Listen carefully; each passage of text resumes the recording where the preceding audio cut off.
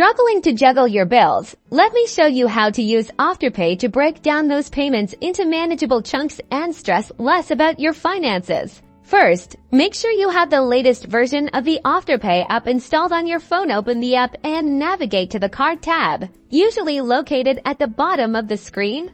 Here, you'll find your virtual Afterpay card. Tap the View Card Details button. This will reveal your card number, expiration date, and CVV code. You'll need these to pay your bills online. Now copy the card number. Many bill providers let you pay online using a credit or debit card. Go to the website or app of the company you money to your electric, internet, or even some medical bills, depending on their payment options. Look for the option to pay with a credit or debit card. Paste your Afterpay card number into the credit card number field. Then enter the expiration date and CVV code that you found in the Afterpay app.